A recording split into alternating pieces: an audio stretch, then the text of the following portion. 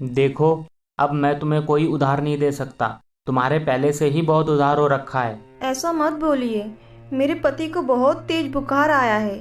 उनको दवाई नहीं दी तो बहुत बड़ी मुसीबत हो जाएगी। घर का कमाने वाला ही बीमार है तो मैं आपके पैसे कैसे लौटाऊंगा। मुझे 2 दिन का वक्त दे दीजिए, मैं आपके सारे पैसे लौटा दूंगी। बोला ना कोई दवाई नहीं मिलेगी, यहाँ से चली जाओ, वरना मुझसे बुरा कोई नहीं होगा। पैसे लाओ, फिर दवाई दूंगा।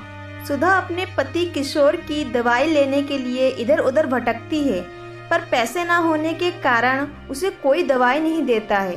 सुधा की एक 6 साल की बेटी थी। किशोर मजदूरी का काम करता था, पर कुछ दिनों से बुखार की वजह से काम पे जा नहीं पा रहा था। किशोर की मजदूरी से उसके घर का खर्चा चलता था। क्या हुआ सुधा, मिली कहीं से दवाई? बुखार की वजह से मेरा सिर फटा जा रहा है। नहीं, मेडिकल वाले भैया बोल रहे हैं पिछला हिसाब पहले चुकाओ, फिर दवाई देंगे। घर में एक पैसा नहीं है, कहाँ से पैसे लाओ समझ नहीं आ रहा है।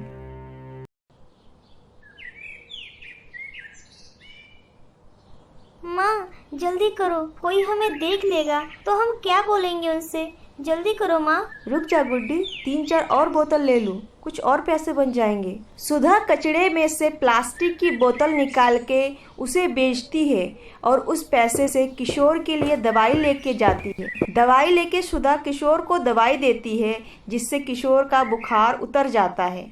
सुधा, तुम ये दवाई किस पैसे से लेके आई हो? तुम्हें पैसे कहाँ से मिले?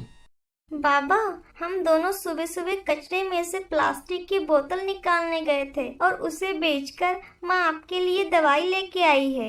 किशोर ये सुनकर थोड़ा भावुक हो गया। बुखार सही होने के बाद दूसरे दिन काम पे चला गया, पर ठेकेदार ने किशोर की जगह किसी और को रख लिया था।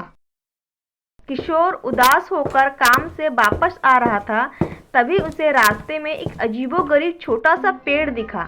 किशोर उस पेड़ के सामने जाकर देखता है, उस पर टमाटर लगे हुए हैं। अरे, ये तो टमाटर है, पर इतना बड़ा टमाटर मैंने पहली बार देखा। ये अच्छी प्रजाति का लग रहा है, इसे तोड़ के घर ले जाता हूँ। इसे अपने सामने जो छोटी सी जमीन का टुकड़ा है उस पर लगा देता हूँ। अगर सही से हो गया तो मजा आ जाएगा। आजकल टमाटर के भाव बहुत ज्यादा है। काम तो छूट गया, पर टमाटर अच्छी हो गई तो सब्जी का व्यापार कर लूंगा। किशोर उम्मीद के साथ उस टमाटर को तोड़ के उसके बीज को पूरे खेत में लगा देता है। टमाटर अच्छे हो इसलिए किशोर बड़ी मेहनत करता है अपने खेत में। किशोर का पड़ोसी बिरजू ये सब देखकर जल रहा था, क्योंकि बिरजू की खेती पूरे गांव में सबसे अच्छी होती थी और बिरजू पैसे वाला भी था। अपने खेत में हमेशा अच्छे किस्म के खाद का उपयोग करता था। जितना भी मेहनत कर लो किशोर, टमाटर तो मेरे खेत में ही अच्छे होंगे, क्योंकि मैंने टमाटर को अच्छा और बड़ा बनाने के लिए इसमें ऐसे ऐसे खाद का उपयोग किया है जो तुम सोच भी नहीं सकते। दिन बीतते गए, किशोर और बिरजू दोनों के खेत में टमाटर आ गए। टमाटर पक के एकदम तैयार थे, पर मौसम अचानक करवट लेती है और तेज बारिश की वजह से लोगों के खेतों में पानी भर जाता है। बिरजू के खेत में भी पानी भर गया, जिससे उसके सारे टमाटर सड़कर खराब हो गए। पर किशोर के जमीन पर लगे टमाटर एकदम सही थे, जिसे देख बिरजू काफी जल रहा था। ये कैसे मुमकिन हुआ? सभी के टमाटर सड़ गए और इस किशोर के टमाटर कैसे बच गया? इतना खुश होने की जरूरत नहीं है किशोर। अगर मेरे टमाटर नहीं रहे तो तेरे भी टमाटर किसी भी हालत में मंडी तक पहुंचने नहीं दूंगा मैं। किशोर रात को टमाटर को तोड़ के किराए पर बड़ी गाड़ी लाके उसमें टमाटर भरकर तैयार करके रख देता है, ताकि सुबह होते ही मंडी ले जा सके। बिरजू रात को चुपके से उस गाड़ी में रखे टमाटर के पास आकर टमाटर को खराब करने वाली केमिकल छिड़क देता है और वहां से निकल जाता है।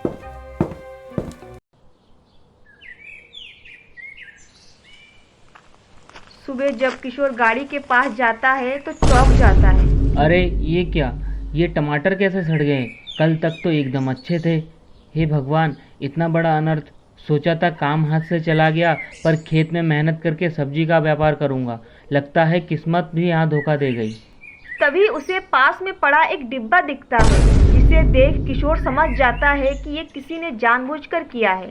भगवान, हम गरीबों को इतना दुख क्यों देते हैं? जिनको देते हैं झोली भर के देते हैं, और जिनको नहीं देते वो 2 वक्त की रोटी के लिए भी तरस जाते हैं। तभी वहाँ बिरजू आता है। क्या हुआ किशोर, ये टमाटर कैसे सड़ गए? पता नहीं बड़े भाई, कल तक तो सब सही था, सुबह देखा तो ये हाल है, और मुझे ये केमिकल का डब्बा मिला है। लगता है किसी ने जानबूझकर मेरे टमाटर को खराब किए हैं। अरे नहीं, ये तेरा वहम होगा। किसी ने कीड़े मारने की दवाई दी होगी खेत में, वही डिब्बा होगा। सबका यही हाल है, गांव में सभी की फसल बेकार हो गई, एक तू ही बचा था, पर तेरा भी वही हाल है। किशोर बहुत दुखी था और परेशान था कि घर के खर्चे कैसे चलेंगे। किशोर अपने घर के बरामदे में बैठा हुआ था, तभी सुधा किशोर के लिए खाना लेके आती है। किशोर खाना खाने जा रहा था कि तभी वहाँ एक साधु बाबा आते हैं। बेटी, कुछ खाने को दे दो, तुम्हारा कल्याण होगा, जीवन भर किसी चीज की कमी नहीं होगी। क्या कल्याण बाबा? एक दाना नहीं बच्चा घर में, खाने के लिए आपको क्या दूं? मुझे क्षमा कर दो बाबा, आप किसी दूसरे के घर में चले जाइए। साधु बाबा सुधा की ये बात सुन के वहाँ से जाने लगता है। तभी किशोर, रुको बाबा, ये लो, आप ये रोटी खा लो, ज़्यादा नहीं पर अभी आपको यही मिल पाएगा। साधु बाबा किशोर का दिया हुआ रोटी खाता है और किशोर को आशीर्वाद देके जाता है। बेटा, बहुत ही जल्द तुम्हारा कल्याण होगा, तुम्हारी मेहनत बेकार नहीं जाएगी, बस ऊपर वाले पे भरोसा रखो। जिसने भी तुम्हारा नुकसान किया उसकी बर्बादी निश्चित है। ऐसा कह के बाबा वहाँ से चला जाता है। तभी गुड्डी की आवाज आती है, माँ बाबा इधर आओ, ये देखो चमत्कार हो गया। सुधा और किशोर भाग के जाते हैं और देखते हैं उनके खेत में फिर से टमाटर आ गया। किशोर और सुधा ये सब देख के खुश हो जाते हैं। किशोर को समझ आ गया था कि उस दिन जो टमाटर मिला था वो कोई आम टमाटर नहीं था, वो जादुई टमाटर था। किशोर ने फिर से टमाटर तोड़ के गाड़ी में भर लिया और सुबह मंडी ले जाने के लिए गाड़ी को तैयार कर दिया। रात जैसे ही होती है, बिरजू फिर से वही टमाटर सड़ाने वाला केमिकल लेके आता है। फिर से टमाटर?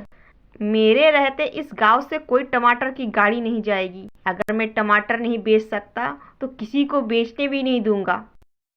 ऐसा बोल के बिरजू जैसे ही केमिकल छिड़कने जाता है, पीछे से किशोर आ जाता है, उसके साथ पुलिस भी होती है। अच्छा, तो वो तुम थे जिसने मेरे पिछले टमाटर खराब कर दिए थे। मैंने कभी सोचा नहीं था कि मैं जिसे अपने बड़े भाई जैसा मानता हूँ वो मेरे साथ ऐसा विश्वासघात कर सकते हैं। तुम जैसे लोगों ने पड़ोसी पे विश्वास करने लायक ही नहीं छोड़ा। मुझे माफ कर दे किशोर, आगे से मैं ऐसी गलती नहीं करूँगा। लालच ने मुझे स्वार्थी इंसान बना दिया था। चल चल, अब जेल में ही टमाटर जैसे सड़ते रहना। पुलिस बिरजू को पकड़ के जेल ले जाता है।